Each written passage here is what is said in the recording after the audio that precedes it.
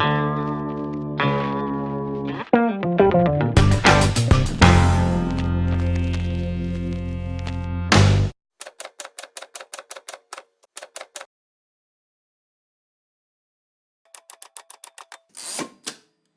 dans l'épisode 3 des mésaventures de mon flic, le capitaine Coste, c'est vrai qu'il est un peu plus dark, il est un peu plus fatigué qu'avant. Et j'avais pour habitude de dire que mes flics étaient solaires, mais il ne faut pas se leurrer, on n'est pas solaire constamment, on n'est pas heureux constamment, il y a des moments de doute, il y a des moments de faiblesse. Et en fait, ce moment de doute, il a été parallèle à un propre moment de doute à moi. C'est que j'avais déjà écrit et décrit La chasse d'un assassin, j'avais déjà décrit et écrit Les banlieues, le 93, et j'ai eu un gros doute, c'était est-ce que je vais réussir à écrire un troisième épisode qui vaut les deux premiers. Je voulais pas spécialement qu'il soit meilleur, mais je voulais qu'il valent les deux premiers, parce que si on écrit une trilogie, bien qu'ils peuvent se lire séparément chacun, si on écrit une trilogie, effectivement, et qu'on rate le troisième épisode, ça annule le 1 et le 2. Et j'ai eu peur, j'ai eu très peur. Donc j'ai eu un énorme moment de doute, et comme mon flic je le crée, j'ai créé un flic qui à un moment donné, lui aussi, traverse une période de doute. D'un autre côté, j'avais déjà expliqué dans Code 93, j'avais déjà parlé d'une équipe qui allait bien. Et dans Territoire, elle va encore mieux cette équipe. Si dans Sur Tension, je représente encore une équipe super solaire, on est des potes, on fait des barbecues, au bout d'un moment, on a envie un peu de les voir à leur point de surtension, justement. Mais l'autre raison pour laquelle mes personnages sont moins solaires que dans les deux premiers, c'est probablement dû au fait que je suis moins un enfant de la littérature qu'un enfant du cinéma ou des séries télévisées. Si je lis, c'est grâce à mon père qui m'a forcé à lire un livre par mois. Et je pensais que c'était un tortionnaire, évidemment, comme tous les enfants, mais en fait, c'est lui qui m'a permis d'avoir cette culture générale et aussi ce plaisir d'aller vers la littérature. Mais pourtant, dans mes constructions, je suis très série et je suis très cinéma. Donc, en fin de compte, comment ça se passe dans une série? La saison 1, l'intrigue est très importante parce que les personnages, on ne les connaît pas. Donc ça sert à rien de mettre de l'empathie sur des personnages qu'on ne connaît pas, ça sert à rien de les faire vivre parce qu'en fin de compte, on va pas être en écho avec eux. Saison 2, on connaît un peu mieux les personnages. Donc l'intrigue prend pas obligatoirement toute la place, mais on peut offrir aux personnages des débuts d'histoire d'amour ou des débuts de problèmes de famille, par exemple. Et dans la saison 3, alors là, l'intrigue est complètement secondaire. Et ce qui intéresse le plus le spectateur, ça va être de retrouver les personnages. En fin de compte, on se moque de l'intrigue. Ils peuvent aller à la montagne, à la plage, ils peuvent aller où ils veulent. Ce que l'on cherche, ce que l'on souhaite, c'est les retrouver. Retrouver une sorte de famille. Et donc, c'est ce que j'ai fait dans Surtension. Dans les premiers, j'apprends au lecteur à aimer ces personnages. Et en fin de compte, j'utilise cet amour pour pouvoir, dans le troisième épisode, les embêter un peu, les égratigner et leur faire du mal. Parce que je sais qu'il y aura un écho du lecteur, parce qu'il a appris à les aimer. Dans le bouquin, 85-90% de ce qui est relaté est vrai.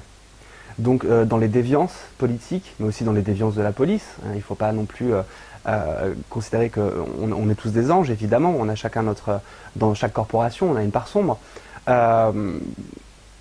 Ça, je m'autorise à en parler.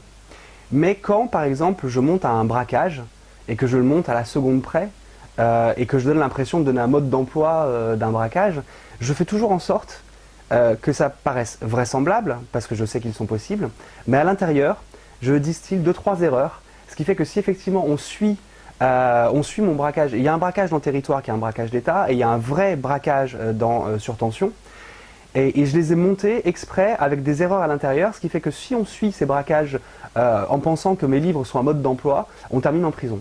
Donc, sur les choses qui peuvent mettre en danger l'institution ou mes collègues, je mets toujours 2-3 erreurs à l'intérieur, de manière à ne pas donner une sorte de menu du parfait criminel. Par contre, quand il s'agit de dénoncer les choses qui grippent la société, les choses qui nous ralentissent ou qui nous mettent la tête sous l'eau, là, je me donne pour mission de ne raconter que la stricte vérité. Parce que je ne veux pas mentir au lecteur quand je parle de sujets importants. Mais quand pour le plaisir de l'histoire, je monte des braquages ou je monte même à un moment donné un go fast en expliquant exactement comment on doit faire, eh bien j'y insiste toujours des points d'erreur de manière effectivement à ce qu'on ne puisse pas utiliser ce que je raconte comme un mode d'emploi.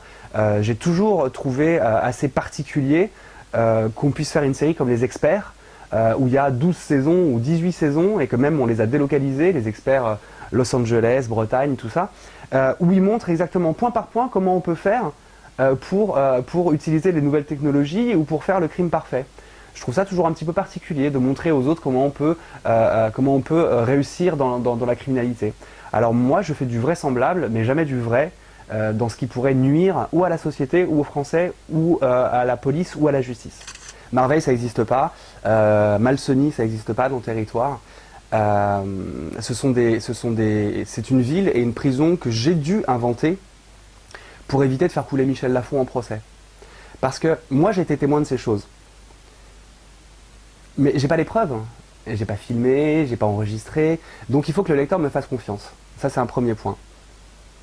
Mais ces villes dont je parle et ces prisons dont je parle, pour les connaître, et aussi pour avoir choisi des experts, c'est-à-dire que j'ai travaillé avec des maires, des adjoints aux maires, ça c'était pour territoire, ils m'ont tout raconté. Ils m'ont fait une énorme confiance. Et évidemment, je les balancerai jamais, je les considère comme mes indiques. Et les indiques, on les protège. Et pour la prison, que j'ai appelée Marveil, pardon, cette prison aussi, j'ai dû lui donner un faux nom parce que j'ai travaillé avec des directeurs de prison et des surveillants de prison qui ont eu le courage de tout me raconter. Mais c'est tellement proche de la vérité et j'ai tellement pas de preuves, et comme je ne peux pas balancer mes indiques, j'ai été obligé d'inventer des noms fictifs parce qu'on pourrait très bien se faire attaquer si jamais je disais un vrai nom de prison ou un vrai nom de ville. Alors que moi je le sais, et j'espère que le lecteur me fera confiance quand je lui dirai que ces endroits existent et c'est comme ça que ça se passe. Mais tout est vrai, hein, le coup des lucioles à la fin, tu sais, quand elles meurent et qu'ils tapent tous ensemble au rythme et que ça fait un bam, bam. Comme cet arbre au Vietnam où j'étais avec mon petit frère, où les lucioles à un moment donné, elles se mettent au diapason et elles illuminent l'arbre en même temps. Et bien ça s'appelle une prière. Et en prison, quand il y a quelqu'un de respecté qui meurt, il y a cette prière-là et on a vraiment l'impression qu'il y a un géant qui boum, parce qu'à un moment tout le monde est en rythme et tout le monde tape sa timbale sur les barreaux. Et il y a 8000 prisonniers qui tapent en même temps, et autant vous dire qu'à ce moment-là, les surveillants, ils sont assis sur leur chaise, ils sont tout petits parce que c'est un surveillant qui m'a raconté ça, il m'a dit c'est le bruit le plus impressionnant que j'ai jamais entendu. C'est $8000 à l'unisson.